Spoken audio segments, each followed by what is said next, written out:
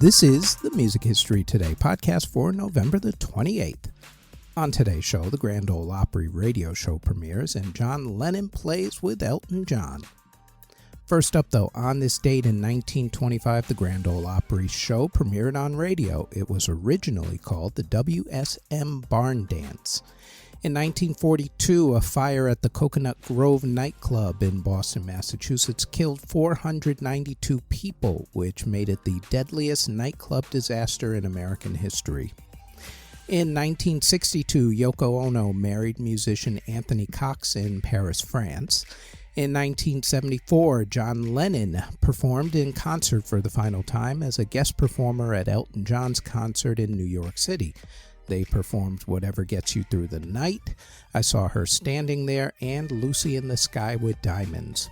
We go over this concert and what led up to it on this week's Music History In-Depth podcast, which has already dropped on this network. In 1992, Whitney Houston hit number one on the Billboard singles chart with the song I Will Always Love You from the biggest-selling soundtrack album of all time, The Bodyguard. That song, I Will Always Love You, which was originally recorded by Dolly Parton, would stay number one for a then-record 14 consecutive weeks. In 2001, Sebastian Bach of Skid Row, Ace Frehley of Kiss, along with the groups Anthrax and Twisted Sister, held a benefit concert to help victims of the 9/11 attacks.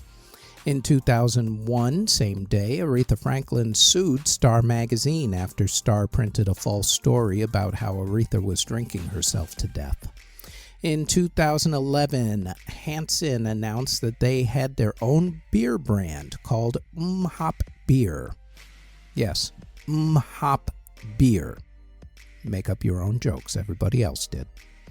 In 2016, the musical Hamilton made $3.3 million in 1 week, breaking the record for the most money made for a Broadway show in an 8-performance week. In 2018, singer and model Danielle Pick married director Quentin Tarantino. In award ceremonies that were held on November the 28th, in 2010, Anita Baker was among the big winners at the Soul Train Music Awards. In 2021, Rihanna was declared a Barbados national hero as the island became its own nation after being a part of the British Empire. Albums that were released on November the 28th include in 1966 when Brenda Lee released Coming On Strong, and also on that same day, The Spirit of 67 was released by Paul Revere and the Raiders. In 1970, Slade released Play It Loud, but only in the UK on that date. In 1971, Rory Gallagher released Deuce. In 1972, Carly Simon released No Secrets. In 1977, Parliament released Funk'n'Telechie versus the Placebo Syndrome. In 1978, the Blues Brothers released A Briefcase Full of Blues. In 1979, Parliament was at it again, this time releasing Glory Halla Stupid, or Pin the Tail on the Funky. In 1980, The Jam released Sound Effects. In 1981, Japan released Tin Drum, but only in the UK on that date. Also on that same day, though, Neil Diamond released On the Way to the Sky. In 1989, Technotronic released Pump Up the Jam, the album. Also on that same day, Queen Latifah released her debut album, All Hail the Queen. In 1995, the Waiting to Exhale soundtrack album was released, with Whitney Houston all over that one as well.